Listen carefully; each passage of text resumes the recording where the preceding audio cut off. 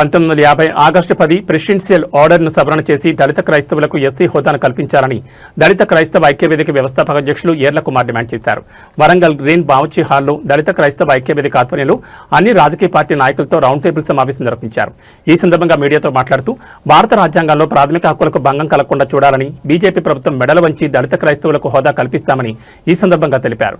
దళిత క్రైస్తవులకు తక్షణమే ఎస్సీ హోదాను కల్పించాలని, లేదంటే తమ ఉద్యమాన్ని ఉధృతం చేస్తామని హెచ్చరించారు.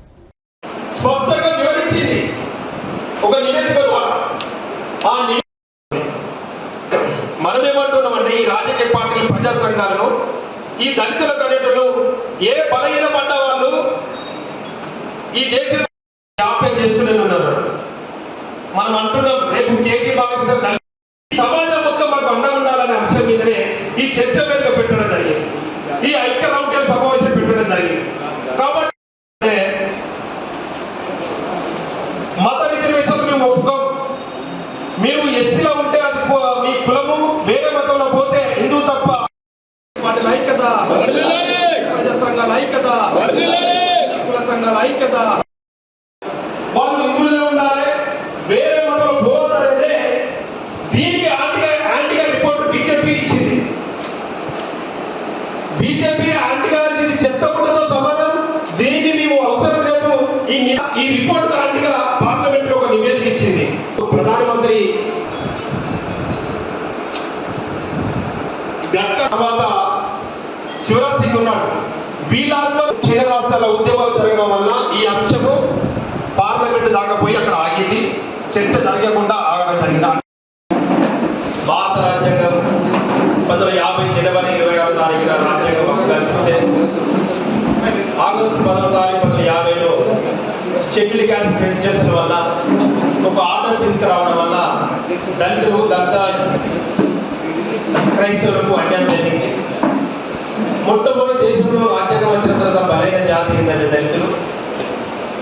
ఈ సందర్భంగా 2004-2007లో కమిషన్, రంగరాజేశ్వర కమిషన్ ఇచ్చి నివేదిక ఇస్తే ఆ రోజు అనుకున్న వాళ్ళు బీజేపీ. కాబట్టి ఈ సందర్భంగా మేము మరొక విషయాన్ని చెప్తున్నాం. 2022లో నుంచి 2000 ఇప్పటి వరకు కేంద్ర బాలకృష్ణ కమిషన్ నివేదిక ఇవ్వకుండా కేంద్ర ప్రభుత్వం కులగణనలో 13వ పారాలో హిందువులు, సిక్కులు, బౌద్ధం మాత్రమే ఎస్సీలకు హోదాకు వస్తుంది, ఇతర మతాలకు వర్తించదని ఒక కాలం పెట్టారు. మరి సుప్రీంకోర్టులో కేసు జరుగుతుంది. 1950 ఆర్డర్ను రద్దుపరచాలి, ఎస్సీలకు నిజమైన దళిత క్రైస్తవుల హోదా కల్పించాలని రంగరాజేశ్వర కమిషన్ ఇచ్చింది. కేంద్ర బాలకృష్ణ కమిషన్ కేంద్ర ప్రభుత్వం ఇవ్వకముందే కేంద్రము ఒక కుట్ర జరిగింది.